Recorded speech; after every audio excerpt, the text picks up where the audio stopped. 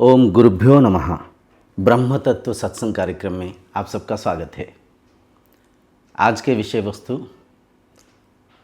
सबसे पहले हम समझेंगे साधना क्या है। एक शरीर साधना क्यों करना चाहिए, साधना के लाभ क्या है।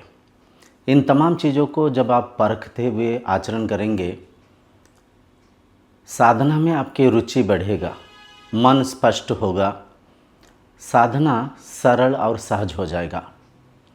सबसे पहले समझिए साधना क्या है। साधना के जो शाब्दिक अर्थ है, साधना साध्य से बना हुआ है। साध्य, साध्य के अर्थ ये है लक्ष्य। लक्ष्य जिसे कि हम अंग्रेजी में एम बोलते हैं। किसी बड़ी वस्तु के प्राप्त करने की बारंबार करने वाला प्रयास को ही हम साधना बोलते हैं। तो यहाँ पे प्रश्न उठता है, क्या बड़ी वस्तु प्राप्त करने की योजना हम कर रहे हैं साधना के माध्यम से। यूँ समझिए, ये जो संसार है ब्रह्मलीला है, एक सिनेमा के तरह है। एक सिनेमा के तरह, जैसे हम सिनेमा देखते हैं, सिनेमा में अलग अलग कैरेक्टर्स होते हैं, अलग अलग अभिनय करते हैं, सब कुछ काल्पनिक है। ठीक वैसे ही ये जो संसार को हम देख रहे हैं, ये संसार भी उसी सिनेमा के तरह ही अभिनय हो रहा है। कई शरीर जन्म लेते हैं, बड़े बड़े राजा, बड़े बड़े पद में रहने वाले शरीर, और छोटे छोटे गरीब, छोटे अज्ञानी भी देह त्याग कर लेते हैं। जन्म होते हैं, लीला होता है, अंत हो जाते हैं। आज तक इस संसार में कोई भी शरीर शाश्वत नहीं रहा। चाहे वो शरीर कितना भी ज्ञानी हो, कितना भी बलशाली हो, कितना भी बड़ा पद में पदवी में रहा हुआ व्यक्ति, कुछ भी हो, हर कोई इस संसार से देह त्याग करना ही है। तो इस संसार के रीति नीति क्या है, सच क्या है, झूठ क्या है, सत्य को समझने की प्रयास ही साधना है। ये संसार के सत्य, या तो यूँ कहिए खुद की सत्य, मैं कौन हूँ, मैं जन्म से पहले कहाँ पे था, मैं मृत्यु के बाद कहाँ पे जाऊँगा, मैं कहीं से आया जाऊंगा या मैं था रहूँगा। मेरे सत्य क्या है। खुद की सत्य को समझने की, अनुभव करने की, या तो पहचानने की ये प्रयास ही साधना है। मैं तो स्वयं को ये शरीर मान रखा हूँ, क्योंकि बचपन से मुझे ऐसे सिखाया गया। क्या वाकई ही मैं ये शरीर हूँ?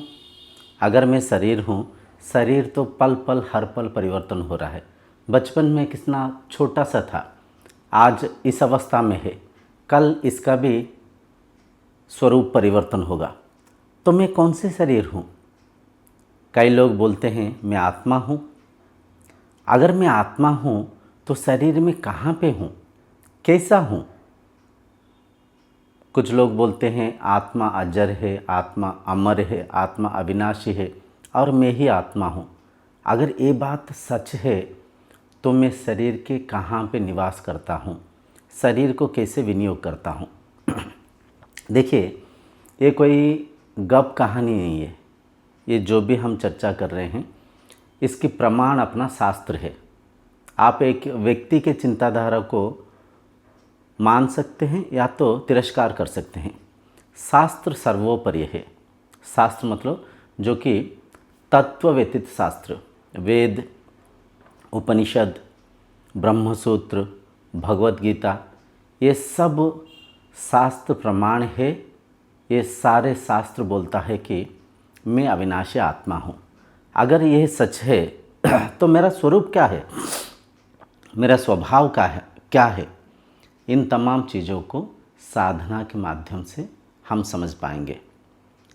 देखिए, जो अपरा विद्या है, भौतिक विद्या, हमें भौतिक संसार में कैसे धन उपार्जन करना, भौतिक उन्नति कैसे करना, भौतिक वस्तु पदार्थों के आविष्कार कैसे करना, ये तमाम चीज़ों को हमें सिखाता है।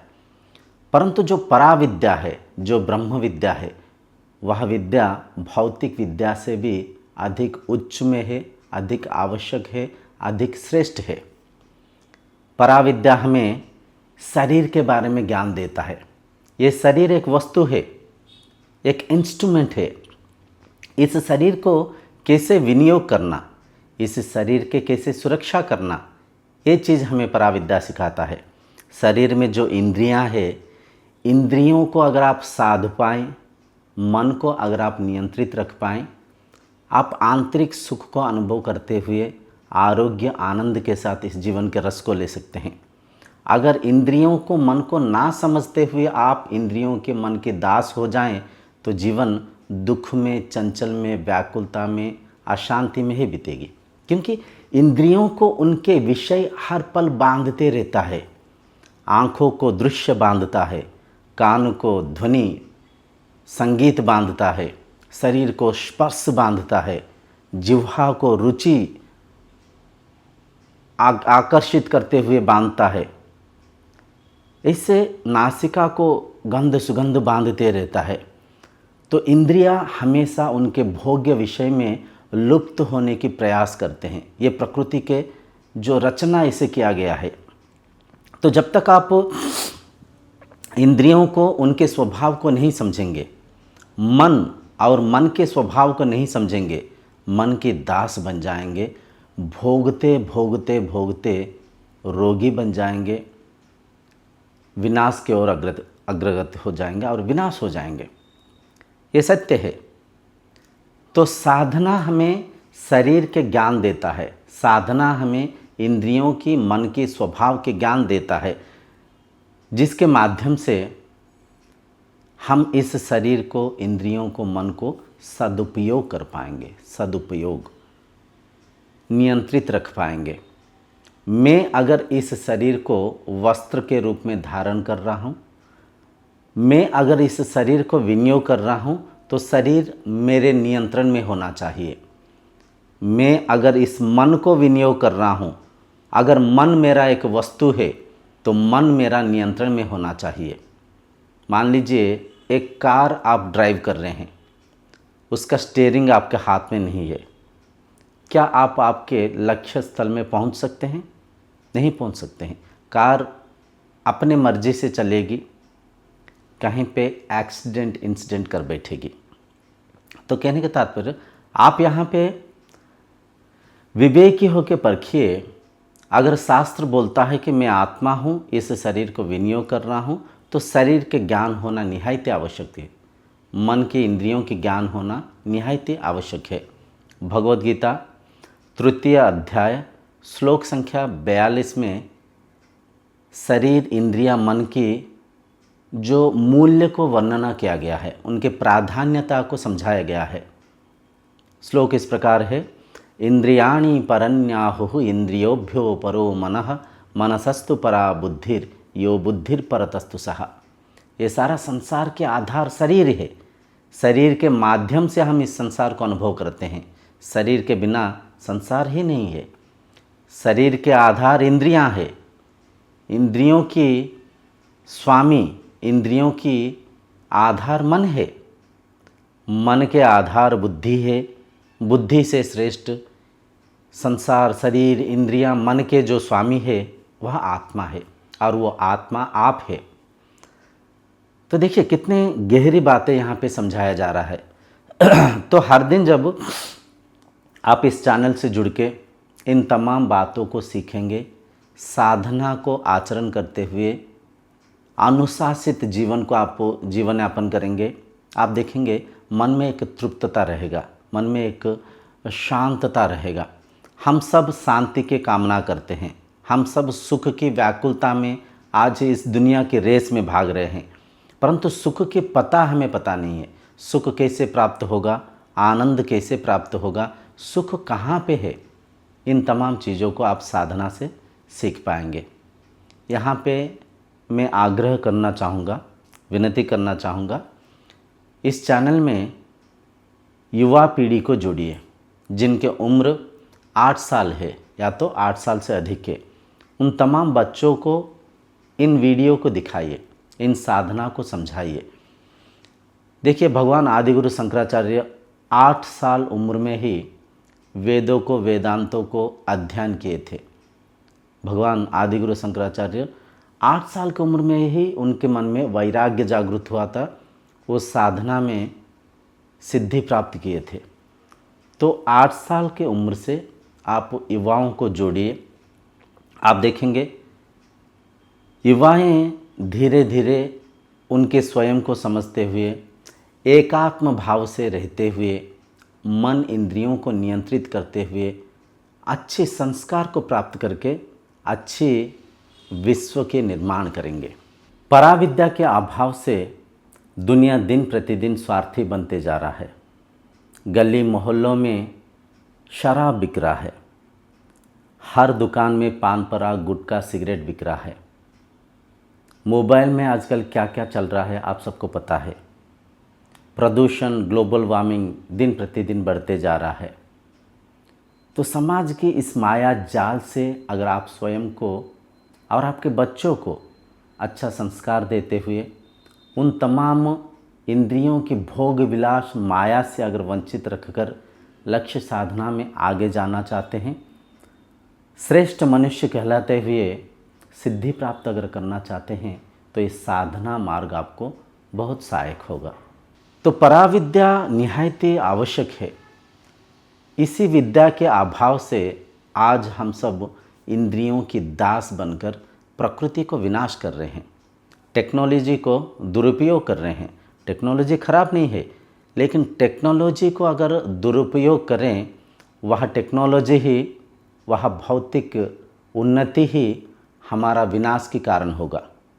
आज देखिए, प्रकृति के मूल्य को हम समझ नहीं रहे। प्रदूषण चारों तरफ है, जल प्रदूषण, हवा के प्रदूषण, साउंड पोल्यूशन, इलेक्ट्रॉनिक वेव्स के पोल्यूशन, मिट्टी में खाद मिलाकर जो मिट्टी को प्रदूषित कर रखे हैं। चारों तरफ विषतुल्य प्रदूषण हमें घेर रखा है। इस प्रदूषण से अगर प्रकृति को दोबारा पुनरुद्धार करना है, तो माध्यम केवल ब्रह्म ज्ञान, माध्यम केवल साधना। तो साधना को जब आप आचरण करेंगे आपका सर्वांगी विकास होगा। सर्वांगी विकास, शरीर आरोग्य रहेगा, मन इंद्रियां नियंत्रित रहते हुए आंतरिक सुख को, आनंद को ले पाएंगे। आपके जो भी नाते रिश्ते, आपके जो भी संपर्क संबंध है, वह सुदृढ़ होगा। आपकी लक्ष्य साधना में आप आगे बढ़ पाएंगे। जो भी आप पढ़ाई कर रहे हैं, या तो आप बिजनेस कर रहे हैं, या तो आप नौकरी कर रहे हैं, आपके माइंड को, मन को सदुपयोग कर कर उस लक्ष्य में, उस जो भी आप कर रहे हैं उसकी लक्ष्य प्राप्ति में सहजता से, सरलता से मन को केंद्रित कर सकते हैं। तो मन देखिए चंचल होते जा रहा है, व्याकुल होते जा रहे हैं। आजकल छोटे छोटे बच्चों को sugar, blood pressure, diabetes, heart diseases, क्या कुछ रोग से आजकल संसार पीड़ित है। यह तमाम चीज़ों के कारण केवल पराविद्या की अभाव। तो यह साधना के माध्यम से हम एक एक चीज़ को बड़ा गहराई से चर्चा करेंगे। शरीर के बारे में, इंद्रियों को नियंत्रित रखने के बारे में, मन क्या है, मन के अंदर जो विचार चल रहा है उन विचारों को कैसे अच्छे दिशा दे, मन को कैसे नियंत्रित रखें, इन तमाम बातों को हम चर्चा करेंगे। धीरे धीरे समय आएगा, यह चर्चा के माध्यम से आप स्वयं को समझ पाएंगे, आत्म साक्षात्कार कर पाएंगे। जीवन के जो उद्देश्य है, निर्वाण प्राप्ति करना, मुक्ति प्राप्त करना, वह संभव होगा। माँ के पेट से जन्म लेते समय हर शरीर, इंद्रियां, मन के तल पे समान रहते हैं। शारीरिक स्तर पे कोई गोरा, कोई काला, कोई मोटा, कोई पतला, शरीर के तल पे रहते हैं, परंतु इंद्रियां, मन सबका समान होता है। इंद्रियों को, मन को कौन कहाँ पे कैसे विनियोग किया, वह शरीर फिर कहीं पे ज्ञानी साधु संत बनता है तो कहीं पे उग्रवादी चोर बनता है। तो यह तमाम चीज़ें ज्ञान और अज्ञानता की खेल है। सही ज्ञान से ही एक शरीर श्रेष्ठ बन सकता है, जीवन की उद्देश्य को, लक्ष्य को प्राप्त कर सकता है। सही ज्ञान से ही एक शरीर अपना सर्वांगी विकास कर सकता है। तो ये साधना कोई छोटी मोटी बात नहीं है। आज से जो साधना को हम चर्चा करेंगे उसे कृपया जीवन में आचरण करिए। धीरे धीरे देखेंगे आपके अंदर कितना परिवर्तन आएगा। मन इंद्रियों को साध कर स्वयं के मित्र बनाकर जीवन के आनंद को ले सकते हैं। तो आज की चर्चा की निष्कर्ष ये है, साधना सत्य के खोज है, साधना स्वयं को समझने के मार्ग है, साधना इंद्रियां मन को नियंत्रित रखने की एक विधि है। आशा करता हूँ इन तमाम गहरी बातों को आप समझ पाते होंगे। जितने इस संसार में, देखिए इस संसार में हम सब आत्मा के स्तर पे जुड़े हुए हैं। हर कोई, हर शरीर उसी आत्मा से है, उसी एक ब्रह्म के द्वारा ही परिचालन हो रहे हैं। तो संसार में जितना अच्छी बातें चर्चा होगा, अच्छे ज्ञान के प्रचार होगा, संसार के शांति उतना बढ़ेगा। संसार में जितना बुरी चीज़, लोभ, माया, मिथ्या, अहंकार, इन चीज़ों की जब चर्चा होगा तो माया तांडव नृत्य करेगा, अशांति ही बढ़ेगा। तो अगर ये बातें आपको अच्छा लग रहा है तो बंधु मित्रों को भी समझाइए। इस चैनल के साथ अधिक से अधिक लोगों को जोड़िए, स्पेशली युवा पीढ़ी को जोड़िए। हम सब मिलकर अगर प्रयास करेंगे फिर दोबारा सत्य युग की स्थापना होगा। एक सुंदर पृथ्वी की, एक सुंदर ब्रह्मलीला की आनंद हम ले सकते हैं। आगे जो भी एक एक साधना को हम चर्चा करेंगे उसे बड़ा गहराई से परखिए, समझिए और आचरण करिए। प्रारंभिक दशा में कुछ असुविधा हो सकता है, प्रारंभिक आचरण में कुछ त्रुटि हो सकता है, लेकिन धीरे धीरे जब आप प्रयास करेंगे, समय आएगा आप आंतरिक सुख को ले सकते हैं। अंत में केवल मैं यही बात बता रखूँगा, साधना में दो चीज़ों की बड़ा आवश्यक है। दो चीज़ें आपके अंदर होना निहायत ही आवश्यक है, मैंडेटोरियल है। वह दो चीज़ों का अगर हम समझें, सबसे पहली चीज़ मुमुक्षत्व। मुमुक्षत्व मतलब ब्रह्म जिज्ञासा। मैं ईश्वर प्राप्ति करूँगा, मैं स्वयं को समझूँगा, मैं कौन हूँ, मेरे सत्य को मैं समझ के ही रहूँगा। ऐसे स्वयं को समझने की इच्छा प्रबलित होना चाहिए, जिसे कि हम मुमुक्षत्व बोलते हैं। आपके अंदर प्रबल मुमुक्षत्व होने की आवश्यकता है। दूसरा निष्ठा होना चाहिए। निष्ठा, जो भी इस साधना में, इस चैनल में समझाया जाएगा, श्रद्धावान होकर उसे समझिए, परखते हुए आचरण करिए। अगर समझने में कोई आपको दिक्कत आ रहा है तो कमेंट सेक्शन में लिख के भेजिए, जिसके उत्तर स्वरूप हम कुछ वीडियो बनाएंगे या तो लिखित आकार में आपको मार्गदर्शन करेंगे, जिससे आपका निष्ठा बढ़ेगा और साधना सिद्धि तक पहुंच पाएगा। तो साधना रूपक जो पक्षी है उसका दो पंख है, एक पंख मुमुक्षत्व, दूसरा पंख निष्ठा। ये दो पंख की आवश्यकता है, तभी साधना रूपक पक्षी उड़ते हुए लक्ष्य स्थल में पहुंच सकता है, सिद्धि प्राप्त कर सकता है। जीवन के उद्देश्य जो कि ईश्वर प्राप्ति करना, जो कि ब्रह्मानुभूति करना, वह संभव हो पाएगा। अंत में बस इतना कहूँगा, मन में संकल्प करिए, आज से इस साधना मार्ग में चलिए। आज की सत्संग को यहीं पे विराम देंगे। आगामी सत्संग में हम विवेक साधना को समझेंगे। विवेक क्या है, विवेकी कैसे बन पाएंगे। अगले सत्संग तक आपसे विदाई लेता हूँ। तब तक ओम शांति भवतु।